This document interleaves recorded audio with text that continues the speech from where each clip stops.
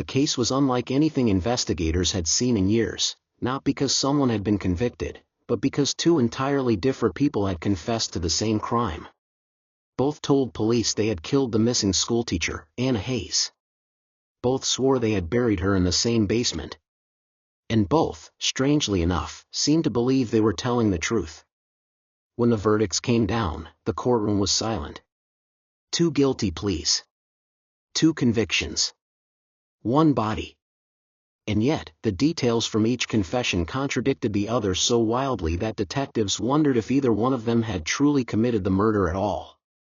The story begins, as so many tragedies do, with a house. Ethan Miller had no plans to buy one, certainly not a rotting structure on the edge of Maple Hollow that locals whispered about but never entered. The place had been abandoned for nearly a decade. Paint curled away from the siding like old skin, the porch sagged as if it were exhausted from holding itself up, and the windows on the basement level were bricked over, as though someone had wanted to trap whatever lay inside. People said the house was cursed. Families had moved in, only to flee within a year. Others claimed to hear noises after midnight, or to smell something metallic and rotten drifting up through the floorboards. But when the auctioneer called for bids, Ethan, half out of curiosity and half out of foolish bravado, raised his hand. With the crack of the gavel, the house was his. That very evening, as Ethan explored the dim corridors and peeling wallpaper, the house seemed to breathe around him. Pipes rattled, shadows shifted, and the wooden floors complained under his steps as though protesting his presence. He told himself it was nothing. Old houses made noise. That was all. But just after midnight, he heard it. A thud. Low, heavy, deliberate. It came from the basement door. He reached for the knob and found it bound by a thick, rusted chain, the kind used to lock gates on construction sites. The smell hit him then, sharp, metallic, almost copper-like. The odor of rust, or perhaps something far worse. On the 3rd day, Ethan couldn't resist. He borrowed a pair of bolt cutters from a friend, snapped the lock, and forced the basement door open. Stale air rushed out, heavy with dust and that same metallic tang. The staircase groaned under his weight as he descended. At the bottom was a wide dirt floor, uneven and patchy, but one section caught his eye.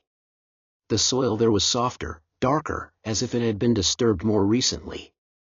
Kneeling down, he dug with his hands until his fingers scraped something solid. It wasn't stone. It was bone. The discovery brought detectives racing to the property. Beneath the dirt, they unearthed a body wrapped in a torn plastic tarp. Despite the decay, the victim was quickly identified. Anna Hayes, a beloved local schoolteacher and mother of 2 who had vanished 6 years earlier. Her disappearance had haunted the town for years, and most had come to believe she'd simply run away from her life. Now, the grim truth was clear. She hadn't run at all. She had been buried. Detectives barely had time to process the evidence before a suspect came forward. Dean Keller, Anna's former landlord, known for his violent temper, confessed within an hour of questioning. "She owed me rent," he muttered flatly. "I lost control. I buried her myself." His statement was enough to charge him. But the very next day, something bizarre happened. Another suspect walked into the station, Claire Monroe, Anna's best friend.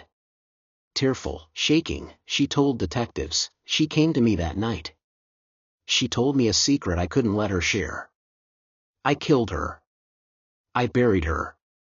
2 confessions. 2 suspects. 1 body. On the surface, it looked like the case had solved itself twice over. But the details refused to align. Dean swore he had used a hammer, while Claire insisted she had stabbed Anna with a kitchen knife. The coroner couldn't confirm either claim, as the remains were too decomposed to reveal a definitive cause of death. Dean said he buried her alone, but investigators found traces of 2 different sets of footprints embedded in the basement soil. Claire said she had wrapped Anna in her own bedsheet, but the tarp used to conceal the body had come from Dean's property. Pressed again and again, both suspects stood firm. Both seemed oddly certain of their guilt. Weeks later, Ethan got another call. Detectives wanted to search the house once more. He agreed, though he dreaded returning to that basement. This time, police noticed something strange on the far wall, a faint rectangular outline beneath layers of plaster. When they chipped it away, a hidden doorway emerged, leading into a second, secret room. Inside were more graves. Not one. Not two. But three. 3 sets of remains, all in varying stages of decay. None identified. None reported missing. Suddenly Anna's death was no longer a lone tragedy, it was the work of a serial killer. Despite the horrifying new evidence, prosecutors pressed forward. They didn't dismiss either confession. Both Dean and Claire were charged. Both were convicted. And both were sentenced, separately, for Anna Hayes's murder. It was an unprecedented outcome, 2 killers convicted for the same victim. The legal system had never seen anything like it. The town was stunned. Journalists swarmed the courthouse. Defense attorneys called it a farce. But through it all, the central mystery remained unsolved. If both claimed responsibility for Anna, who was behind the other bodies in the hidden room? Months later, Ethan returned to the house. The police tape was gone, the cameras had vanished, and the journalists had long since left. But the whispers in town hadn't stopped. That night, as he lay awake in his bed, he heard it again. The sound that had started it all. A dull, heavy thud from the basement floor. He told himself it was his imagination. That the house was simply settling, or the pipes were shifting. But then it came again. Louder this time. Closer. Grabbing a flashlight, Ethan crept down the staircase. The dirt floor stretched before him, silent and still, until he saw it. The soil in the far corner quivered. Slowly. Unnaturally. And then, before his eyes, a pale hand broke through the earth. To be continued.